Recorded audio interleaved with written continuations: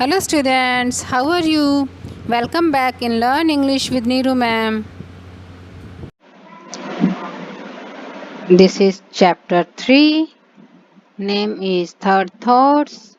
This is chapter of class 12th RBSC. Subject English, book Rainbow. And let's start this chapter. This is written by Evie Lucas. And okay, let's start. This story was told to me by a friend. Writer क्या कहते हैं कि यह जो कहानी है ये मुझे एक फ्रेंड ने सुनाई थी. It is my destiny. और उस फ्रेंड ने मुझे कहानी में क्या सुनाया था कि it is my destiny said he to buy in the dearest markets and to sell if I succeed in selling at all in the cheapest. यह मेरा भाग्य ही था, मेरी किस्मत ऐसी ही थी कि मैं हमेशा महंगी चीजें खरीदता हूँ और सस्ती बाजार में बेच देता हूँ. Usually, indeed, having tired of a picture of decorative article, I have positively to give it away almost to make its acceptance by another a personal favor to me. और हमेशा क्या होता है कि कोई भी पिक्चर होती है, चीज़ जैसे डेकोरेटिव आर्टिकल होता है, तस्वीर होती है, और मैं उसे बिल्कुल पॉजिटिवली दे देता हूँ किसी को भी. जब मैं उससे बोर हो जाता हूँ उस चीज़ को यूज़ करने के बाद में, जैसे कोई पिक्चर थी, कई दिन मैंने घर पे टांग ली, हैंग कर ली, और अब उसके बाद में बोर हो गया हूँ, मुझे नई पिक्चर लगानी है, तो मैं उसे किसी को भी बेच देता हूँ, सस्ते में बेच देता हूँ. But the other day was marked by an exception to this rule so striking that I have been wondering if perhaps the luck has not changed and I am after all destined to be that most enviable thing, a successful dealer. लेकिन अगले ही दिन क्या हुआ, एक अपवाद ही हो गया मेरे साथ. तो दिस रूल, और इस नियम का अपवाद हो गया, बिल्कुल उल्टा हुआ. हमेशा क्या होता था कि ये सस्ती चीजें बेचता था महंगी खरीदने के बाद. जैसे कोई चीज 100-200 रुपए में खरीद ली और फिर उसको सस्ते में बेचता था, मतलब नुकसान सहना पड़ता था इससे. और लेकिन इस बार तो इस बात का बहुत उल्टा हुआ. और आई हैव बीन वंडरिंग, और मुझे भी आश्चर्य हुआ. राइटर के दोस्त ने क्या बताया कि मुझे भी आश्चर्य हुआ कि या तो मेरा जो लक है वो चेंज हो गया है या फिर मैं चेंज हो गया हूँ. After all, destined to be that most enviable thing, a successful dealer. और मैं या फिर सक्सेसफुल डीलर बन गया हूँ. It happened thus, और ये कुछ इस तरह से घटित हुआ. In drifting about the old curiosity shops of a cathedral city, I came upon a portfolio of watercolor drawings, among which was one that to my eye would have been a possible turner, even if an earlier owner had not shared that opinion or hope, and set the magic name with all its initials so often placed in the wrong order beneath it. Okay, let's read it again. It happened thus, ये कुछ इस तरह से हुआ. In drifting about the old curiosity shops of a cathedral city. Cathedral city में मैं curiosity shops, जहाँ पर ओल्ड क्यूरियोसिटी शॉप से मतलब कुछ ना कुछ आइटम्स मिलते थे जो बहुत ही जिज्ञासा भरे आइटम्स होते हैं, उस गली में, कैथेड्रल सिटी में, उस लाइन में मैं घूम रहा था. आई केम अपॉन, मुझे एकदम से दिखाई दिया क्या, अ पोर्टफोलियो, एक तस्वीर, ऑफ वाटर कलर ड्राइंग, पानी से बना हुआ चित्र, मतलब पानी वाले कलर्स यूज करके जो ड्राइंग बनाई जाती है. among which was one that to my eye would have been a possible turner, और उनमें से एक चित्र मुझे ऐसा लगा जो कि मेरी आंखों ने पहचाना कि वो टर्नर का होगा. और टर्नर कौन थे, एक लंदन पेंटर थे, और उनकी जो पेंटिंग्स थे बहुत ही फेमस थी. even if an earlier owner had not shared that opinion or hope and set the magic name with all its initials, और यहाँ तक कि इस पर अर्लियर ओनर ने नहीं शेयर किया था, कि यह ओपिनियन शेयर नहीं की थी, और होप, यह आशा भी, कि set the magic name with all it's initial, कि इसके जो नेम थे, इनिशियल क्या होता है, शॉर्ट में कोई साइन कर देते हैं. हम लोग भी कई बार कुछ पिक्चर्स देखते हैं, तस्वीरें देखते हैं जिन पर एक छोटे से साइन किए हुए होते हैं, जो पूरा नाम लिखने की बजाय एकदम अपने नाम का पहला अक्षर बड़ा या फिर कुछ ऐसे रनिंग सा करके लिख देते हैं, वो होते हैं इनिशियल साइन. तो so open placed in wrong order, वो क्या गलत जगह पर लिखे होते थे, बेनेथ इट, और इसके नीचे. How much is this, I asked scornfully, मैंने पूछा ऐसे ही मुंह बनाते हुए कि कितने की है ये painting. Well said the dealer, if it were a genuine Turner it would be worth anything. तो डीलर ने क्या कहा कि अगर ये रियल में टर्नर की है तो यह बहुत कीमती हो सकती है, किसी भी कीमत की हो सकती है। बट लेट्स से 10 शिलिंग्स, लेकिन मुझे ये कहना चाहिए कि यह सिर्फ 10 शिलिंग्स की है। You can have it for that, और तुम इसके लिए 10 शिलिंग ही दे दो। But I don't mind if you don't, अगर तुम नहीं लोगे तो भी मुझे कोई परवाह नहीं है, because I am going to London next week and should take it with me to get an opinion, क्योंकि मैं अगले सप्ताह लंदन जा रहा हूँ और मैं इसके बारे में राय लेकर आऊंगा कि यह रियल में टर्नर की है या नहीं है। आई पोंडर्ड, मैंने ऐसे ही बहाना सा किया। Mind you I don't guarantee it, he added. तो उसने क्या कहा आगे कि कोई बात नहीं, मैं इसकी गारंटी नहीं लेता हूँ कि ये टर्नर की ही है। I gave him the 10 shillings, मैंने उसे 10 शिलिंग दे दिए। इट मीन्स राइटर के दोस्त ने वो पेंटिंग जो थी वो खरीद ली 10 शिलिंग्स में। By what incredible means I found a purchaser for the drawing at 50 pounds. There is no need to tell, for the point of this narrative resides not in bargaining with collectors, but in bargaining with my own soul. लेकिन अविश्वसनीय बात हुई कि मुझे एक purchaser मिल गया, इस painting को खरीदने वाला, इस ड्राइंग को खरीदने वाला, जिसने कितने में खरीदी? 50 पाउंड्स में, 50 पाउंड में।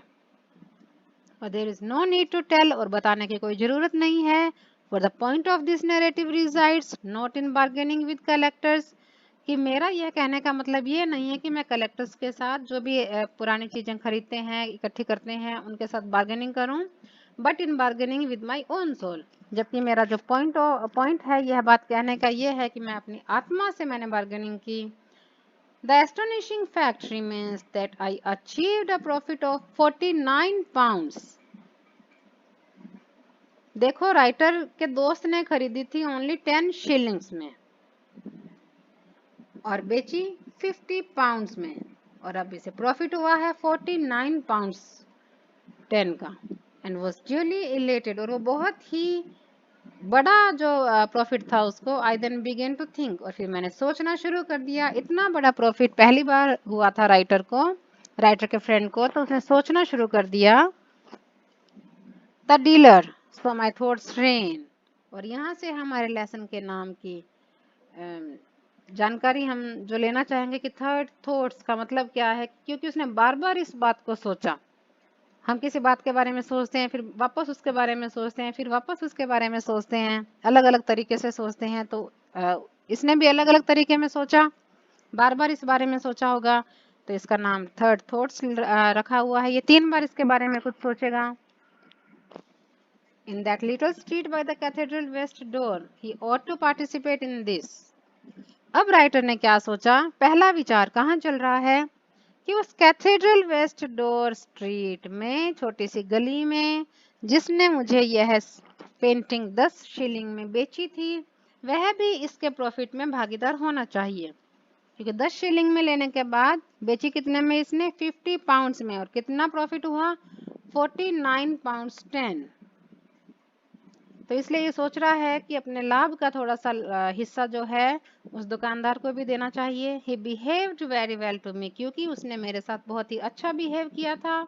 And I ought to behave well to him, और मुझे भी उसके साथ अच्छा बिहेव करना चाहिए।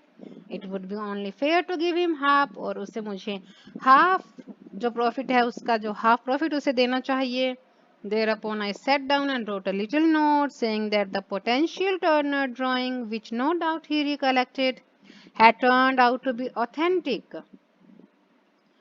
अब इसलिए मैं नीचे बैठ गया। राइटर का दोस्त क्या कह रहा है कि मैं नीचे बैठा और मैंने एक नोट लिखा, छोटा सा नोट लिखते हैं हम किसी के लिए, छोटा सा नोट लिखा, और ये कहते हुए लिखा कि जो काल्पनिक टर्नर की ड्राइंग थी, जो मैंने निसंदेह आपसे ही ली थी, वो रियली ऑथेंटिक निकली, रियल में टर्नर की बनी हुई निकली। And I had great pleasure in enclosing him half of the proceeds, और मुझे बहुत खुशी हो रही है आधा लाभ का हिस्सा तुम्हें देने में। As I considered that the only just and decent course, और जो मुझे सही लगा कि यही सबसे अच्छी बात है। Having no stamp and the hour being late, I did not post this and went to bed. और मेरे पास क्या है कि स्टाम्प नहीं था, और अब बहुत लेट हो चुका था इसलिए मैं पोस्ट नहीं कर पाया एंड वेंट टू बेड और सोने चला गया। At about 3:30 a.m., I woke widely up and, according to custom, began to revive my life's errors, which are in no danger of ever suffering from loneliness. और लगभग 3:30 बजे सुबह मैं नींद से जाग उठा और जैसे कि मेरी आदत है कि मैं अपनी गलतियों को रिवाइव करता हूँ, सोचता हूँ अपनी गलतियों के बारे में कि मैंने क्या-क्या गलतियाँ की हैं, क्योंकि मेरी गलतियाँ कभी भी लोनलीनेस नहीं होती हैं, अकेली नहीं होती हैं, मतलब मैं बहुत गलतियाँ करता ही रहता हूँ। From these I reached by way of mitigation my recent successful piece of chaffering and put the letter to the dealer under both examination and cross examination। और जब मैं नींद से जाग गया था 3:30 बजे, तो तब मैंने क्या गलतियों के बारे में सोचना शुरू किया और अपने तनाव को कम करने के लिए मैंने अपने हाल ही में किए हुए सौदे के बारे में सोचना शुरू किया। कौन सा सौदा? जो अभी अभी पेंटिंग वाला किया था। और मैंने व्यापारी को जो पत्र लिखा था उसकी जांच की, वापस से पुनः जांच की और मैं सोचने लगा कि मैं उसे आधा क्यों दूं। क्या सोचने लगा? Why so my thoughts ran give him half. मेरे विचार चलने लगे कि मैं उसे हाफ क्यों दूं। वाई बी एक्सोटिक, मैं अव्यवहारिक क्यों बनूं। This is no world for quixotry, यह आदर्शवादिता के लिए ये दुनिया नहीं है। It was my eye that detected the probability of the drawing, not his. यह मेरी आंख थी जिसने उस ड्राइंग की संभावना को पहचाना, ना कि उसकी आंख ने। He had indeed failed, did not know his own business। वो तो फेल रहा, असफल रहा, उसने तो पहचाना नहीं अपना बिजनेस भी, क्योंकि उसका तो पेंटिंग्स का बिजनेस है और फिर भी उसे नहीं पता कि ये पेंटिंग जो है वो टर्नर की है या नहीं है, वो तो फेल रहा है। Why put a premium on inaptitude? मैं अयोग्य को एक प्रीमियम राशि जो है वो क्यों दूं? No, a present of say 10 pounds at the most would more than adequately meet the case। नहीं, अधिक से अधिक 10 पाउंड का जो गिफ्ट मैं उसे दूंगा वो बहुत ही सफिशिएंट होगा उसके लिए। Sleep till refusing to oblige me। I took a book of short stories and read one। नींद मुझे अभी भी आने से इनकार कर रही थी, मतलब अभी भी नींद नहीं आ रही थी। मैंने एक शॉर्ट स्टोरीज की बुक ली और पढ़ना शुरू किया। Then I close my eyes again and again begin to think about the dealer. और मैंने अपनी आंखें बंद करी और फिर से दोबारा से मैं उस डीलर के बारे में सोचने लगा। Why so my thoughts ran send him 10 pounds. मेरे विचार फिर से दौड़े कि मैं उसे 10 पाउंड क्यों दूं। It will only give him a wrong idea of his customers, none other of whom would be so fair, so sporting as I। कि इससे तो उसको बहुत ही गलत विचार आने लग जाएंगे उसके मन में।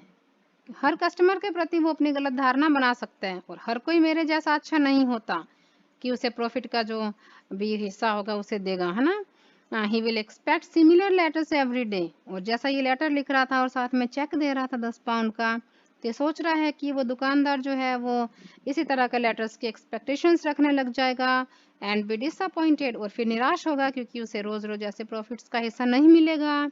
And then he will become embittered and go down the well of tears, a miserable creature. और वो बेचारा जो है आंसुओं की घाटी में डूब जाएगा, वह बहुत ही दुखी होगा। He looked a nice old man too। और वो तो बहुत ही प्यारा सा आदमी है, बुरा आदमी नहीं है। A pity ने a crime। और उस पर एक ऐसी दया करना दुख की बात है, एक अपराध है। To injure such a nature। और ऐसे व्यक्ति को हानि पहुंचाना है। No, 10 pounds is absurd। 10 pound तो बहुत ही बेतुके से लगेंगे। 5 pound would be plenty। 5 ही बहुत होंगे। 10 would put him above himself। क्योंकि 10 से तो उसका सिर ही फिर जाएगा, वो अपने आप में ही प्राउड में आ जाएगा 10 पाउंड अगर उसको मिल जाएंगे तो। While I was dressing the next morning, I thought about the dealer again। अब अगली सुबह जब मैं अपने कपड़े बदल रहा था, तैयार हो रहा था, तो मेरे विचार जो हैं वो फिर से उस डीलर के प्रति चलने लगे, मतलब मेरे विचारों में फिर से वो डीलर आने लगा। Why should I sow my thoughts rain? Directly I had for the first time in my life brought off a financial coup, spoil it by giving a large part of the profit away। फिर मेरे विचार जो हैं वो चलने लगे कि क्यों पहली बार तो मैंने इतना बड़ा फायदा जो मुझे हुआ है, फिनेंशियल फायदा, इकोनॉमिकली लाभ जो मुझे पहली बार हुआ है, तो मैं उसे क्यों किसी को देकर उस लाभ को कम करूं? Was not that flying in the face of the goddess of business? क्या मेरा ऐसा करना व्यापार की देवी का तिरस्कार नहीं होगा, उनकी इंसल्ट नहीं होगी कि व्यापार की देवी पहली बार तो मुझ पे दयावान हुई है। Whoever she may be, वो कोई भी हो चाहे व्यापार की देवी, लेकिन मेरी और उसकी तो अब बनी है ना। Was it not asking her to disregard me only a day or so after we had at last got on terms? क्या वो मेरा तिरस्कार नहीं कर देगी, फिर मुझे नहीं इधर उधर टरका देगी, मेरे पास आने से मना नहीं कर देगी क्या गॉडेस ऑफ बिजनेस? अभी तो एक ही तो दिन हुए मेरी और उनकी जो टर्म्स बने हैं, रिश्ते बने हैं। There is no fury like a women's scorned, it would probably be the end of me. और एक क्रोधित स्त्री से ज्यादा बुरी बात तो कुछ भी नहीं हो सकती और मेरा एंड भी हो सकते हैं। City magnates are successful probably just because they don't do these foolish impulsive things. और शहरों के जो व्यापारी हैं, बड़े बड़े जो व्यापारी हैं, वो इसीलिए तो सक्सेसफुल हैं क्योंकि वो इस तरह की फुलिश थिंग्स, भावनात्मक बातें नहीं करते हैं। Impulse is the negation of magnetism, और व्यापार में भावनाओं की कोई जगह नहीं होती। If I am to make any kind of figure in this new role of fine art speculator, so my thoughts continued. देखो मेरे विचार फिर से चलते रहे। राइटर के फ्रेंड ने बताया है, वही तो बता रहे पूरी स्टोरी की, मेरे विचार फिर से चलते रहे कि if I am to make any kind of figure in this new role of fine art, कि अगर मुझे इस फाइन आर्ट में अपनी एक जगह बनानी है, I must control my feelings, मुझे अपनी भावनाओं को कंट्रोल में रखना होगा। No, 5 pound is absurd, 5 pound भी बेतुके होंगे। A dossier of 1 pound will meet the case, सिर्फ 1 पाउंड का उपहार ही sufficient है। It will be nothing to me, or at any rate nothing serious, but a gift of kale and manna from a clear sky to the dealer. ये मेरे लिए भी कुछ नहीं है, इतनी कीमत नहीं है 1 पाउंड की, अगर मैं उसे दूंगा तो मुझे कोई नुकसान नहीं होगा।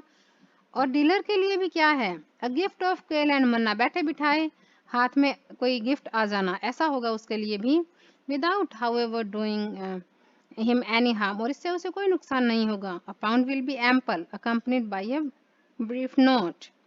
अब उसने क्या सोचा कि 1 पाउंड जो है वो बहुत है, और उसके साथ एक ब्रीफ नोट लिख दिया, और उस नोट में क्या लिखा, the note was to the effect that I had sold the drawing at a profit which enable me to make him a present.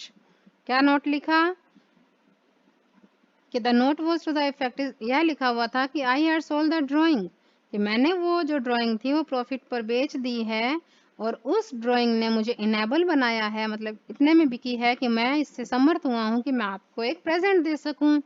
Because it was an old and perhaps odd belief of mind that one should do this kind of things, good luck should be shared, क्योंकि यह मेरी विचारधारा है कि जो अच्छी बातें होती हैं, जो हमारे साथ कुछ अगर अच्छा होता है, हमें अगर कुछ अच्छा मिलता है तो हमें वो दूसरों के साथ शेयर करना चाहिए।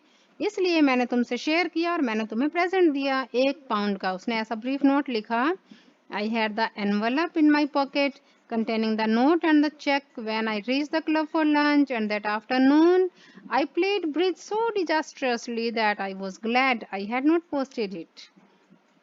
वो एनवलप जिसमें 1 पाउंड का चेक था और वो ब्रीफ नोट लिखा हुआ था, वो मैंने अपनी पॉकेट में रखा, और जब मैं क्लब में लंच के लिए पहुंचा तो उस दोपहर को मैंने ब्रिज, राइटर का फ्रेंड क्या कह रहा है, ब्रिज जो एक ताश की तरह गेम होता है, वो मैंने बहुत बुरी तरह से खेला, कि मुझे बहुत खुशी हुई कि वो लेटर मैंने पोस्ट नहीं किया था, यानी कि 1 पाउंड भी उसके पास नहीं बचा था, वो भी वो उसमें हार गया था। ब्रिज का गेम जो था वो पैसे से खेल रहा था, हार जीत जो होती है जिसमें हार जाते हैं तो पैसे देने पड़ते हैं, रुपीस देने पड़ते हैं, और ये हार गया था। After all so my thoughts ran as I destroyed the envelope and contents, such bargains are all part of the game. ये बार्गेन सारे क्या, देखो मेरे विचार चलते रहे, राइटर का दोस्त कह रहा है कि मेरे विचार चलते रहे जब मैं उस एनवलप को और उसके अंदर लिखे हुए कंटेन को, लेटर जो मैंने लिखा हुआ था, जब मैं उसे नष्ट कर रहा था, मतलब फाड़ रहा था, तब मेरे मन में क्या चल रहा था, इस तरह के मोल भाव जो हैं वो तो व्यापार के अंग हैं। Buying and selling are a perfectly straightforward matter between dealer and customer, और विक्रेता और कस्टमर, डीलर और कस्टमर, विक्रेता और ग्राहक के बीच खरीद और बिक्री का काम जो है वो सीधा साधा मामला होता है। The dealer asks as much as he thinks he can extort, and the customer having paid it is under no obligation whatever to the dealer. अब डीलर जो है वो उतने मांग लेता है जितने वो ऐंठना चाहता है, एक्सटॉर्ट करना चाहता है ग्राहक से, जितने वो चाहते हैं उतने वो मांग लेता है। और कस्टमर जब ये सब उसे चुका देता है और अपनी चीज़ खरीद लेता है, तो इसके बाद वो कस्टमर जो है वह बाध्य नहीं है उस डीलर को कुछ भी देने के लिए।